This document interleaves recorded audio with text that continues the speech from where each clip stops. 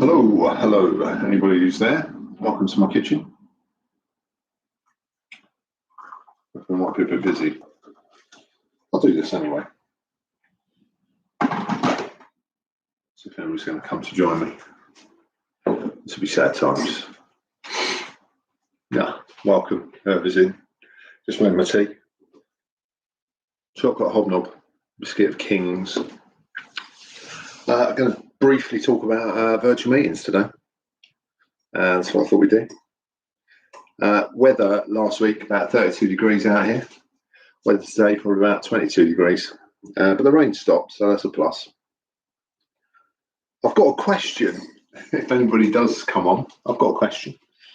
And my question, which I'll repeat, is this Olympics at the moment. And my question is, what is the record amount of gold medals that Team GB has ever won?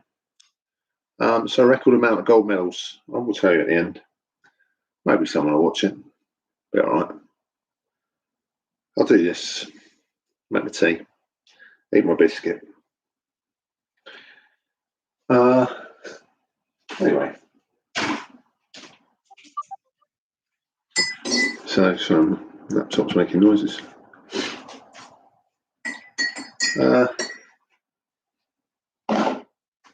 I'll just briefly talk about team meetings. I'll just stay on for a little bit anyway. So I'll talk about remote meetings. We've all been doing them for ages. But have we got any better? Well, I think there's a few things to consider. Firstly, is it the right tool? Do we need to go on a platform and have a virtual meeting, or can we just pick the phone up? I think that's the first thing. There was the Zoom boom and now the Zoom gloom. Other platforms are available. And that's one of the big things. How much time were you spending, maybe for the sake of spending it?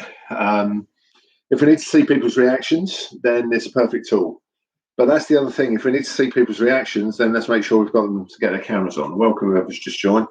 Lovely to have you here. My question today is, what's the record amount of gold medals Team GB has ever won at an Olympics? Getting an Olympic frenzy. So, and let me say, if you type an answer, you've got a very good chance of being closest today. So that's the first thing. Make sure it's the right tool. If you are going to use cameras, use virtual team meetings, you've got to involve people. Otherwise, you might as well push something out on an email. So if it's just going to be a speak chat people, then could we do it another way? There's things that we can do. Be careful with things like Teams. In organisations, really powerful tool. When we start pulling people in from elsewhere, it can sometimes get a bit trickier to share things and accessibility. So make sure you understand your tool. There's lots of apps and bolt-ons in Teams which do work. One, we've definitely more than that, Sam. Record amount of gold medals ever in all the history of the Olympics. What's the best that we've ever won? The most gold medals. So we won. We've won more than one already, haven't we? I think. I don't know. Won something in mountain biking. Is that sport? That's a question. Anyway, what else? Yeah, numbers of people. So think about how you see them. Think about your display. What you can see. You can spotlight people on certain things. So every time they speak, they come to the foreground. You can lay them out in slightly different views. In Zoom and Teams, you can blur backgrounds. One of the things, it's something I was going to put up a bit later actually, but somebody I know who they put their mood up on their background, which I think is quite a nice touch. But you can put things up like gallery, you can spotlight, you can put rows like conferences, stuff like that. 600? Are you mad? That's way above the total amount of medals we've ever won at an Olympics. But anyway, you're still winning 1 and 600. So one of the big things, if we are online, of course, is build rapport. And I read this really interesting stat, which did kind of make me chuckle actually. And it said, if in a team meeting you get everybody to share a funny story, maybe something about something they're most embarrassed about, their funniest moment at work. If you're trying to do a creative brainstorming type exercises, creativity goes up by 26%. just because you've got people to share something funny. And I don't think we spend enough time trying to build rapport. I really don't. So make sure at the start of a meeting there is time to get to know people. Now, whether you choose to get people to have a check-in time and a meeting start time, but I think it's important that we do that kind of stuff, because a lot of time we just kind of go straight into a meeting. You can create virtual space where people can drop in, depending on the size of the organisation. I know my organisation, I was just on a call and people were talking about something we did where people could just buddy up and have a cup of coffee with somebody perhaps they didn't know quite so well in the business. You can create a bigger virtual space, so like a virtual kitchen. And I mean, I'm regularly doing this tea at 3, but equally you could do something internally around tea at 2:30. So I should miss this every Tuesday. Once we get to the meeting itself, well, a lot of the same rules apply. So if I was doing a face-to-face meeting or I'm doing an online meeting, and however, whenever I deliver some learning about meetings, I think theoretically everyone is really strong. So if I kind of say, oh, so what are the big things about what makes a good meeting? Everybody will say the same thing. Got to have an agenda, yeah. How many meetings have you been to in the last 24 hours with no agendas? You know, so we know that's a great tip, and yet we all probably attend meetings with no agendas.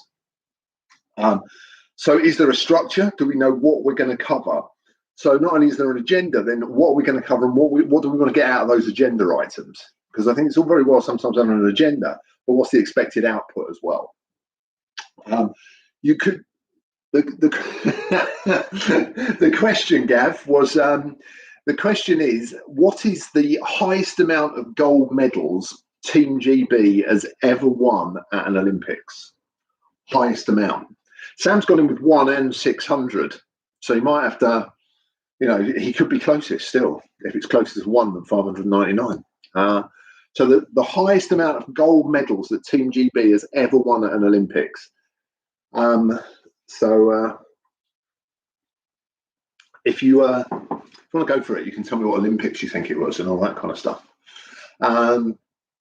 So yeah, individual objectives and meeting objectives. And I've said this before, but I used to work with a guy and he wouldn't attend a meeting unless he knew I was being invited.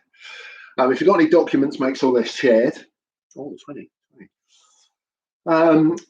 I still think rules, how to speak. So, you know, for me, even when I'm training online, if I've got 3 or 4 people, oh, in aggregate, oh, right, no, just at one Olympics, Sam, just at one Olympics.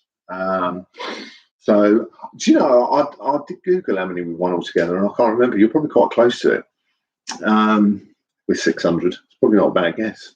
I think that's from 1896. Anyway, droning on about gold medals. And I'll guess that it's in the Olympics that has the sports stuff on it. That's it. They do all the sports, Gav, all the sports that you love, like mountain biking, skateboarding, 3-on-3 basketball. That's new this year. Madness. So rules, how to speak. Do we put a hand up? Can we just speak? If I've just got 3 or 4 people, then it's easy for people to come off mic. If you've got 90 people on a meeting, you've got to put a process in. And what is it? I think the more experienced you are, you can say, yeah, just raise your hand, because most of the tools will have that. It could be that people can chat things in. I know you do, yeah. Other thing is, when you've got people, get them involved, give them tasks to involve. And there's a little phrase and it says, not one and done. So don't just give them something that they can do in 20 seconds and then kind of forget about it. So try and give them a task that will involve them for the whole meeting, and that will help engagement and concentration levels, that kind of thing. Etiquette for the meeting. Well, it's still worth introducing people, particularly with a client, what you're there. No distractions. And I think this is individually something we can take account of. Most people have 2 screens. What have you got on your second screen? Where's your phone? Where's all the thing that's going to distract? And that includes things like notifications, anything like that. Can you get a shot of those before you even start? Recognise time lags. But, you know, it's miles better than it was, but it never quite works perfectly. So a little bit of time lag. You might want to test the tech just to make sure. It's very difficult. You know, Wi-Fi does drop in and out every now and again. give yourself a little prep and a little bit of prep. And obviously my favorite is all about the camera. Where is the camera? And make sure you look at it. It's just absolutely critical. If we're going to put cameras on, then let's make sure we can utilize them. I mentioned that little thing that I thought was quite amusing. A friend of mine kind of has backgrounds of their mood. So I just think it's quite fun that as the day goes on, the mood might change. And you know, I know in our business there's backgrounds that we can put up about a child might run across, or a dog might bark, or an Amazon man might deliver, and they can be quite useful. Don't be afraid to switch ownership at the meeting. So you can share ownership, so people don't maybe have to get other people to move slides on or anything like that. We can do ice breaks. I said about share funny stories, but you can do, there's a host of, you can just Google ice breaks for online meetings, and you can get people to do things. And because we can annotate on screen, we can get people to draw, but just anything along those lines. If we're going to use slides, then let's make them a lot more visual. Perhaps a slide in a meeting room, face-to-face, can be slightly different to a slide on screen. So make sure it's visual, make sure it's got colour, make sure there's a lot more picture, because that's often all we've got. So we don't want text heavy. On most of the platforms that we've got, we can use polls to involve people. What do you think? Particularly when we get up into bigger numbers like 30, 40, 50 people, you can use polls and they're very simple to create on things like Zoom, just to create like a radio button, like whether it's about what your favorite chocolate bar is, it can be about work, anything at all, but get people involved in that respect. And something else that I read when I was just having a look around, see if somebody drops like a little mascot of the business, and they drop it on their slides, and then at the end they say how many times. So it's kind of like a Where's Wally? How many times did the mascot appear through the presentation? And it just there's pluses and minuses, because some people might say, well, that's great because it keeps their attention. The thing is, they might spend so much time looking for the mascot that they don't listen to what's being said. But I think it's those kind of things that we're going to use to try and keep people involved. Just going online and saying, oh, let's have a meeting, is sometimes not enough. We can still get quite lazy, and so it's important we've still got that structure. We know what we want to get out of it. And one of the big benefits for me is we can make use of time. Anyway, answer to my question, most gold medals we've ever won is 56.